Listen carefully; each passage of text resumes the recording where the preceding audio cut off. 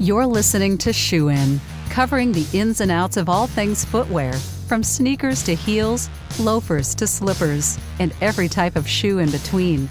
Brought to you by the FDRA, the Footwear Industries Association focused on retail, trade, politics, and fashion, helping create and enhance conversations on all things footwear.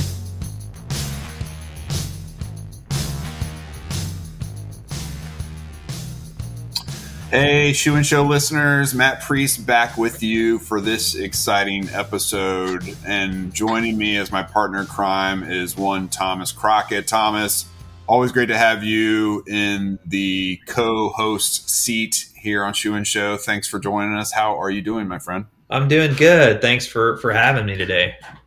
So we're going to talk State of the Union because it just happened this past week.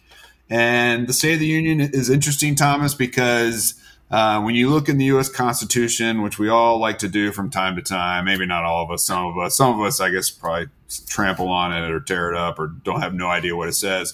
But in Article 2, I think Section 3, if I'm not mistaken, it tells us that the president, from time to time, goes to give a State of the Union to basically members of Congress. I'm paraphrasing, obviously. Actually, no, I'm not. It's Section 3, Article 2. He shall, from time to time, give to the Congress information of the State of the Union and recommend to their consideration such measures as he shall judge necessary and expedient. And then you can read on from there. But that one little phrase in the U.S. Constitution has turned into this spectacle that is the State of the Union here in Washington, D.C. And so we had it just this past week on February 7th. Question for you, did you watch it? And this is a safe space. If you didn't watch it and you just are reading the transcript or watching highlights, then that's okay too. But did you watch the State of the Union? I did watch the State of the Union, and I was wondering how long it was going to be because you go into it, you know, the shortest of all time was Nixon at 28 minutes. And so I was like, is Biden going to get close to Nixon? Is he just going to, you know, what's the tone going to be? The longest, you can, everybody listening, can you guess who the longest, actually the top two longest of all time are? I did not inhale. Was that one of them? Bill Clinton is one. Yeah. All right. And the second one? Trump. Donald Trump. And in fact, not only are they the top two longest speeches, they have 1, 2, 3, 4, 5, 6, and 7 the top spots for the longest speeches. So they hold the records. Well, they were golfing buddies up until about 2016, so it makes sense, right? Exactly, yeah. So, but Biden did not. So he was in the middle there, an hour and 13 minutes. Some interesting things with the speech. I thought China was really interesting. Maybe we talk about that first because it received only a minute, with applause out of, you know, that hour, 13 minutes. And if you go back and look, the word China was only mentioned 4 times. So if you're playing a China drinking game, State of the Union, you were pretty sober by the end of it all. Right. If you're playing bingo, you lost because China was not hardly mentioned. And I was shocked because you go into it, last week we had this balloon incident, the spy balloon. I mean, every news story is swallowed up with that one news story. Yeah. And then if you look at the day, we talk about this on our weekly call, but if you look at the hearings, you had a congressional hearing for the Senate Armed Services Committee, where it was, you know, the threat of the Chinese Communist Party to defense. And then the same day you have the Financial Services Committee, which oversees banking in the House, the threat of China, the economic threat of China. So we go into it with all these threats of China. We've got a committee in Congress that's getting geared up. It's a select committee, a special committee like Watergate or Benghazi. Benghazi. Some of these hearings, it's on China. And then Biden comes out, President Biden, and it's really more of a measured tone. He talks about his many conversations with President Xi of China. He talks about how we're going to work with China on issues where we have an interest, and then we're going to stand up to them when our sovereignty is threatened. He didn't even mention the balloon. He referenced it. He said, you know, like last week. That's all he said. He didn't say like the balloon that flew over and we shot down. He just said we'll stand up to him, like we did last week. Right. So it was really interesting watching that. I was expecting a lot more rhetoric on kind of getting tough on China. In light of everything that we've seen over the past week, and we didn't see that in the State of the Union. Yeah, that is really interesting. Even Marjorie Taylor Greene was walking around with a balloon in hand to mock him. Now, of course, her cult leader allowed 3 balloons into U.S. airspace in his presidency, but that's neither here nor there. Everyone has a short-term memory problem when it comes to these kinds of issues. And when I worked on the Hill 20 years ago, I was always very nervous about my boss making comments without all the facts. And nowadays with Twitter, seems like members do it all the time and they don't really care. But that's neither here nor there. I think the China thing is quite interesting. I think at the end of the day, the president has to continue to show strength against China while at the same time trying to keep more of a cooler heads prevail attitude as it relates to the relationship. And I suspect the Secretary Blinken will be heading back. The trip was canceled or postponed, but at some point he'll get over there and conversation will resume. I think the irony of the balloon, to be honest with you, Thomas, is that as we fret a balloon flying over and talking about how it's the end of our sovereignty because China's balloons are spying on us, our kids are addicted to TikTok, which is a Chinese app that they limit their own children from using 40 minutes a day. And so it's like insidious. We let them in the back door while we worry about the balloon going by the front door. It's so stupid.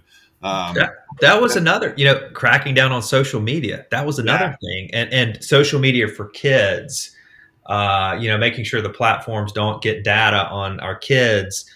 That was another. There were some little themes like that were like sprinkled through. So he passed over some big issues like border security. I mean, barely mentioned it. But then things like that. And then another one was ocean shipping.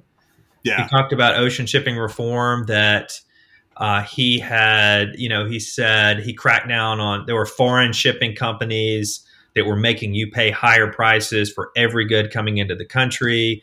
He passed a bill talking about the Ocean Shipping Reform Act. We obviously supported that.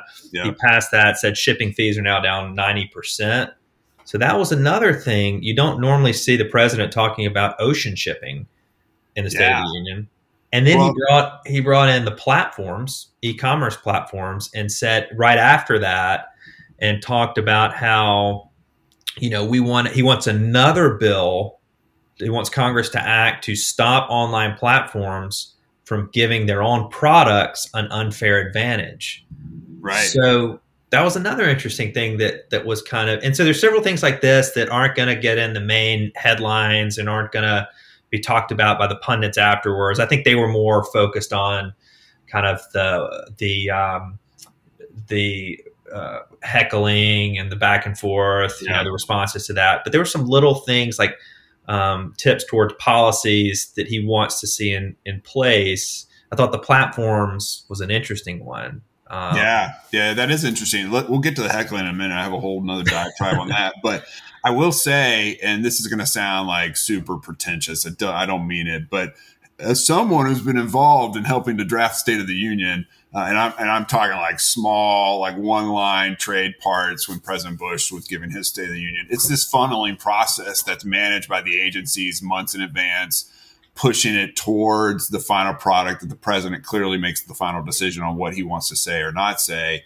But in the meantime, there's kind of continued kind of friendly haggling about what makes it in and how do we set the priorities? What do we expect the president to say? And oftentimes you would watch it not knowing if what you helped craft got into the speech or not. It could have been just one line on the Central America Free Trade Agreement or on the need to have Vietnam have permanent normal trade relations or whatever case may be.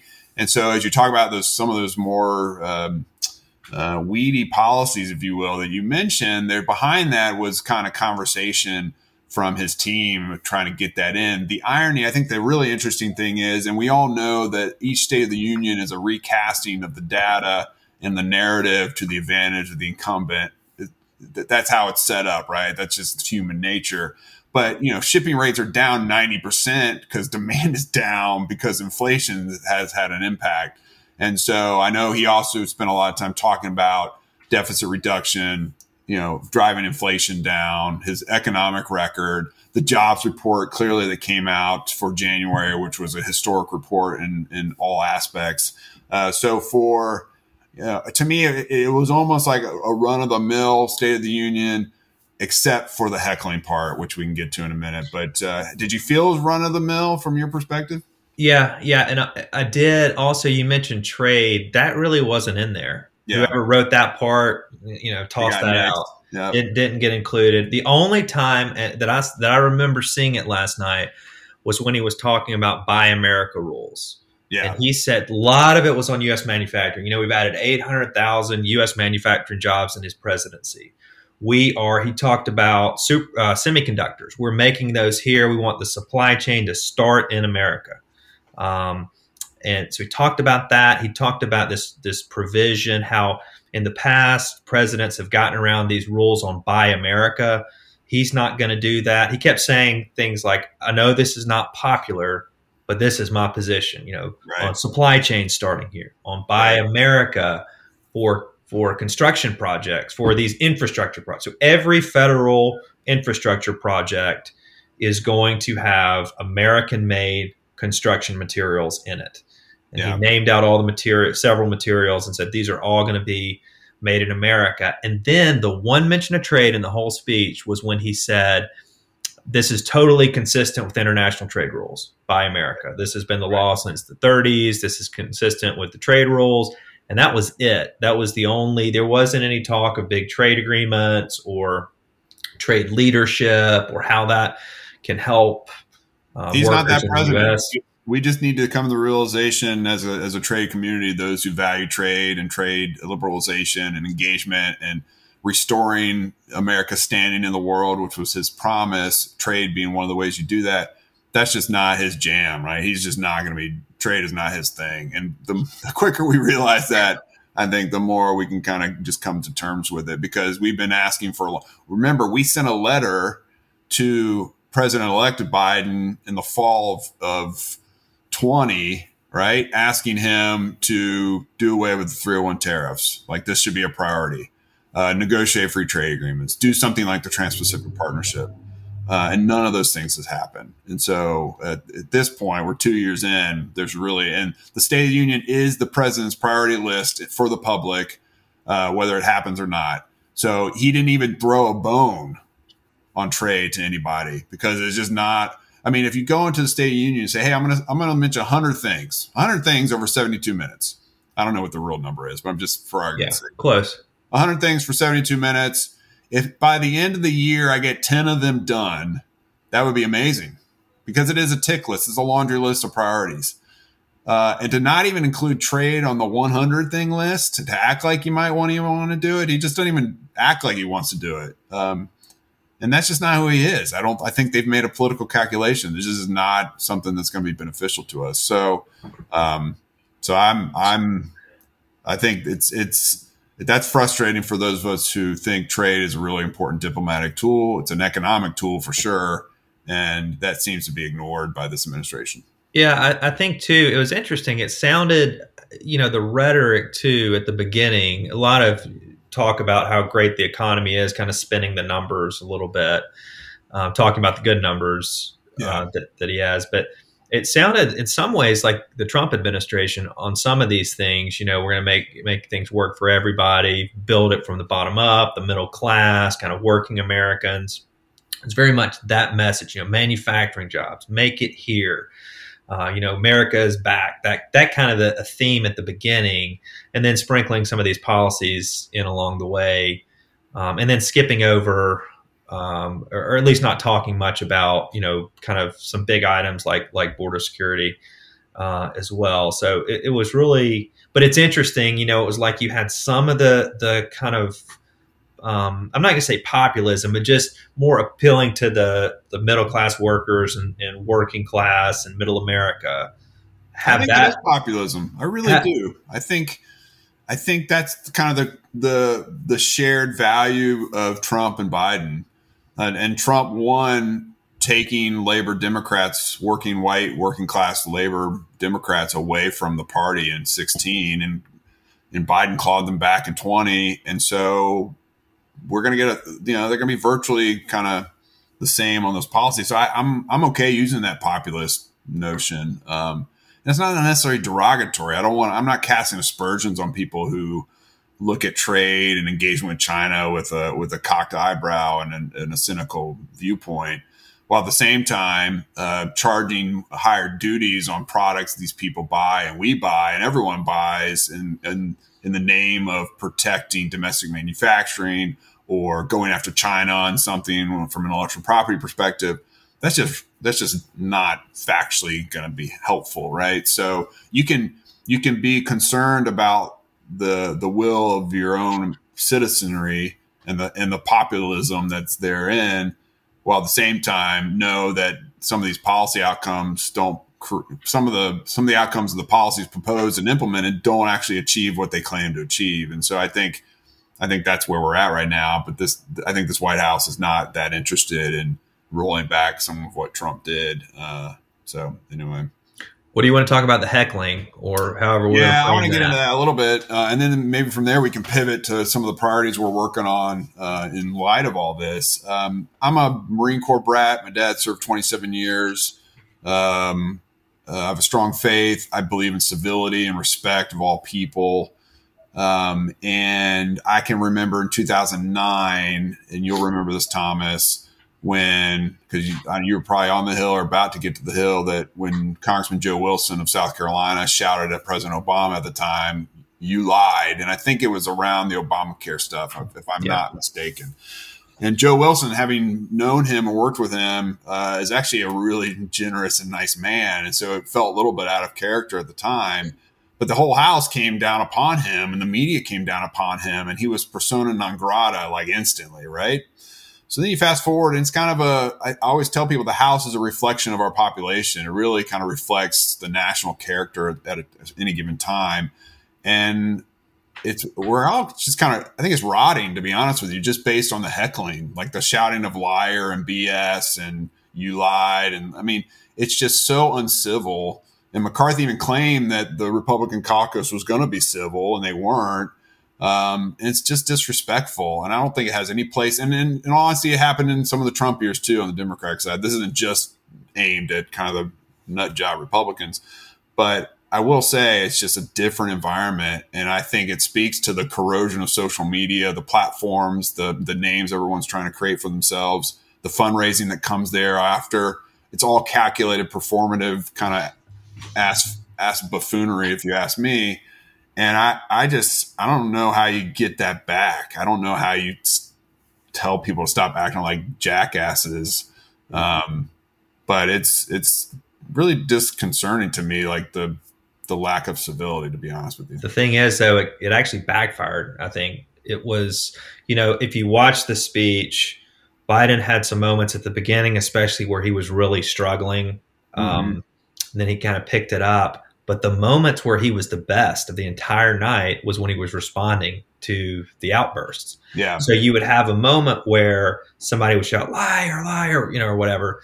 And then he would stop the speech, look at him, make a comment off the cuff, and show that he was quick on his feet. So the whole narrative going into it is, is he fit? Is he still, is he able to do this? And then you set him up where these situations where you show that he's able to think on his feet. He's able to be quick. And that's not the message they wanted to show last night. And one example was the Social Security. You saw he started talking about, I think, Medicare, and then people were saying liar, liar, liar. And then he stopped. He said, okay, so we can agree we're not going to touch Social Security and Medicare. And then the whole house stood up. He had standing ovation. So he got a policy position. He's taken that off the table.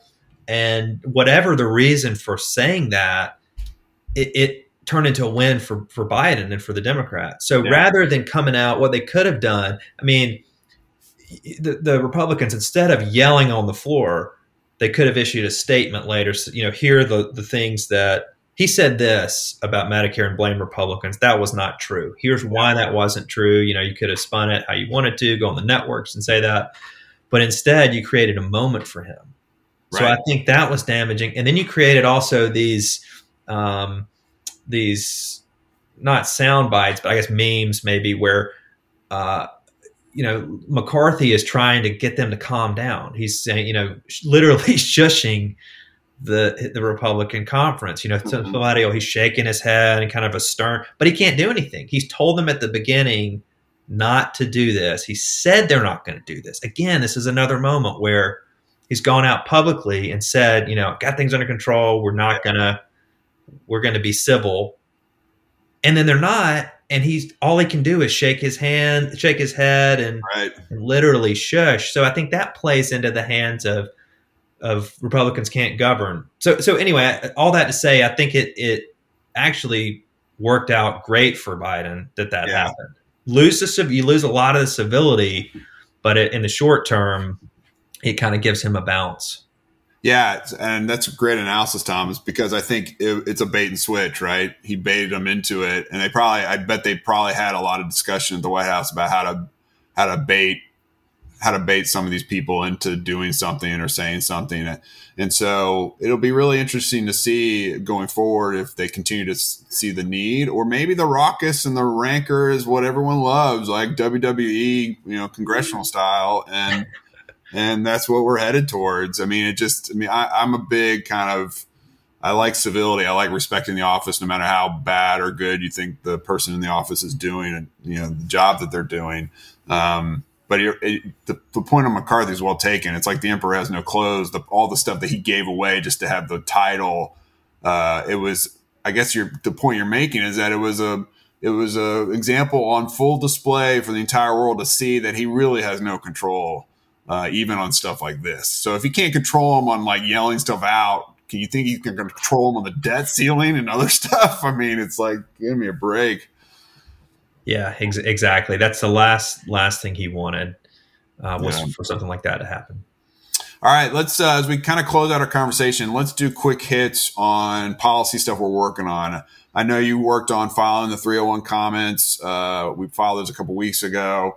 But as you look at the landscape, all right, the State of the Union is kind of the unofficial start to the sprint towards policy and legislation, the movement of important things. What should we as an industry be looking out for over the next few months? You mentioned the Select Committee on China. I think that's on everyone's mind when those hearings crank up and what that conversation will look like. But beyond that, what are we eyeballing for the year?